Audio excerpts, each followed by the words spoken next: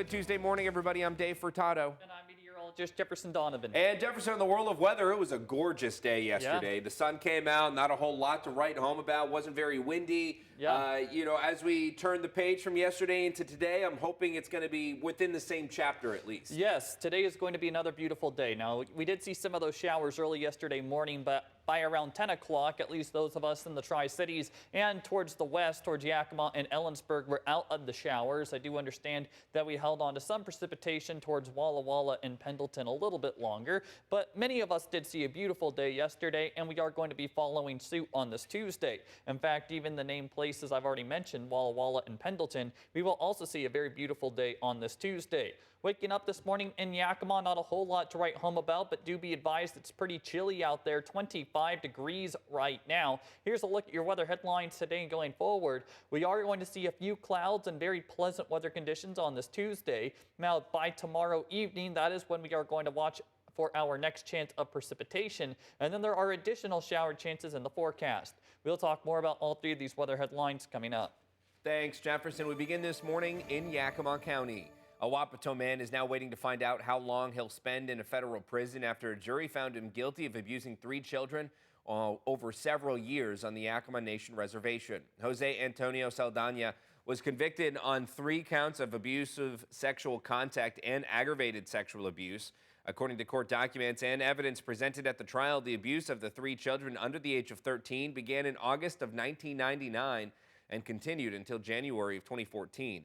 Saldana is set to be sentenced on June 16th. He's facing a sentence of 30 years to life in federal prison.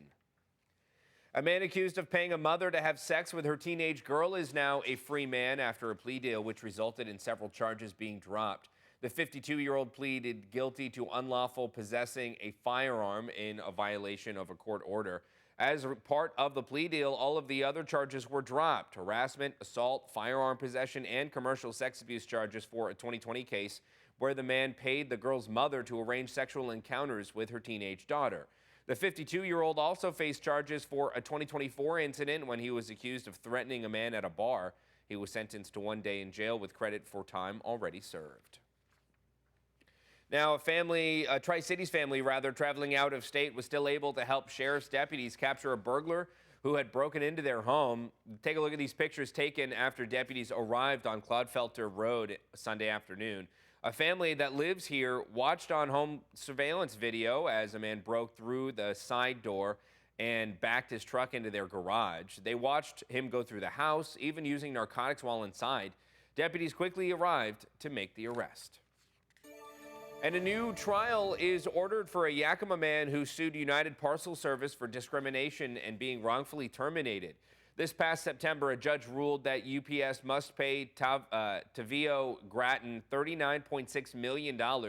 Grattan worked at the Yakima UPS facility, but according to the order for a new trial signed by U.S. District Judge Thomas Rice, it was discovered after the trial that a deposed witness who worked at the facility told other employees, quote, "If we lie, we win." The order also mentions that another witness may have been paid $2 million to testify for the plaintiff. We'll keep you updated on this case as we learn more.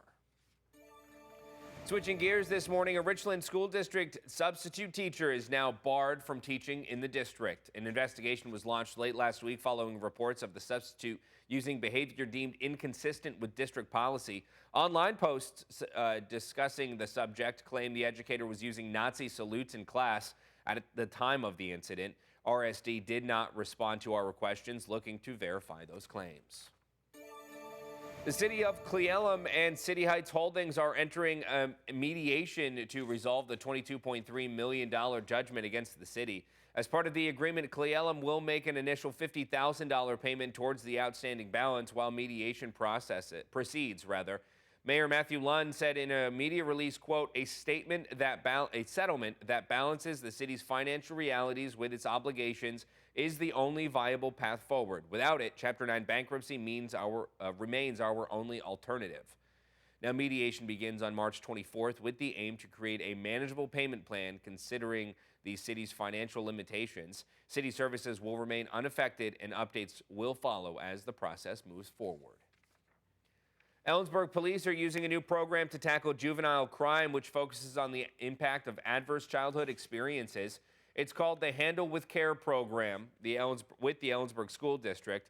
When police identify children who go through these experiences, they'll refer them for free mental health support at the Central Washington University Community Clinic.